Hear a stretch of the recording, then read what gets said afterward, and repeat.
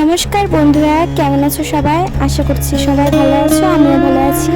সকালবেলা ঘুম থেকে উঠেই আগে বিছানার পিছনে লেগে পড়েছি।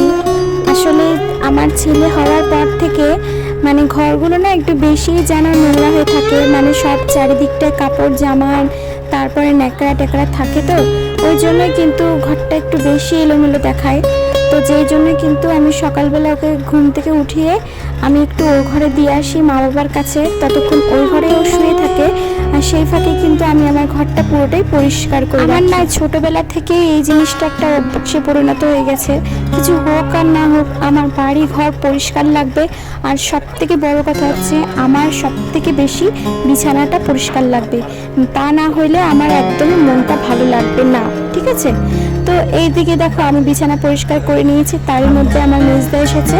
আসলে কিছুদিন আগে হচ্ছে শিব ঠাকুরের জন্য যে তারকেশ্বর যায় না, সেখানেই গেছিল। তো সেখান থেকে এসে আমার সাথে আগে দেখা করতে এসেছে, আমার ছেলের সাথে দেখা করতে এসেছে। তো ওর সাথে কিছুক্ষণ কথা টথা বলে আর এদিকে দেখো সব কিছু গুছিয়ে রাখছি। ছেলে যত কাঁথা ছিল সব কিছু ভাঁজ করে রেখে দিই। এদিকে আমি আবার চলে এসেছি বাসন মাজতে, কারণ আমার একটু বেলা হয়ে গেছে এগুলো সব কিছু গোছাতে। তো বাসনগুলো যেহেতু অনেক ছিল, গতকালকে রাত্রেবেলা রুটি করেছিলাম, আর রুটি করলে না মনে হয় বাসন একটু বেশি হয়ে যায়। বন্ধুরা, আমি না খুব চেষ্টা করি ব্লগ ভিডিও দেওয়ার ডেলি, কিন্তু না ছেলেকে সামলাতে আমার দিনটা পার হয়ে যায়। আর যদিও আজকের এই ব্লগ ভিডিওটা তোমরা দেখছো, তবুও খুব কঠিনভাবে আমি এই জিনিসটা শ্যুট করেছি, নইলে তো আমি পারতামই না তোমাদের সাথে শেয়ার করতে। তো এদিকে দেখো বাসন কিন্তু প্রায় আমার শেষের দিকে, আর এই বাসনগুলো মেজে কিন্তু ভেবো না যে আমার কাজ এখানেই শেষ। এরপরে আমার সব থেকে বড় কাজ সেটা হচ্ছে ছেলের কাছে গিয়ে ছেলেকে বুঝে শুনে ওকে সামলে রাখা। আসলে কি বলতো, সবাই ঠিকই বলে যে মা হওয়া তো সোজা না। আমি তো ভাবতাম মা হতে আর কি, একটা বাচ্চা হবে, পাশে নিয়ে রাখতে হবে, তাকে নিয়ে ঘুমাতে হবে, উঠাতে হবে, আমি একটা বাচ্চাকে সবসময় পুতুলের মতনই কিন্তু ট্রিট করতাম। কিন্তু জবের থেকে নিজের একটা ছেলে হয়েছে, তবের থেকে বুঝি যে আসলে যতটা সোজা ভাবতাম ততটা কিন্তু একটুও না।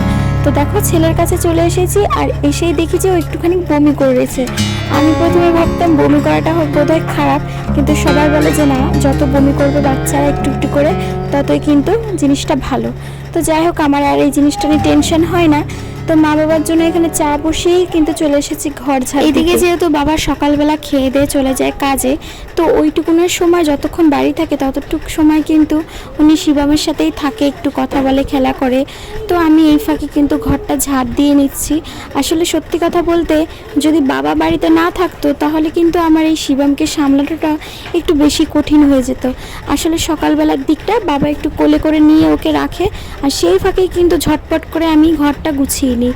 আর তখন কিন্তু ওকে নিয়ে আমি ওই বিছানায় ওকে রেখে দিই, তারপরে আমি বাকি কাজগুলো করতে পারি। তো যাই হোক, আজকের এই ভিডিওটা তোমাদের কেমন লাগলো সেটা আমাকে অবশ্যই জানিও, আর ভালো লাগলে চ্যানেলটাকে সাবস্ক্রাইব করে দিও। টাটা।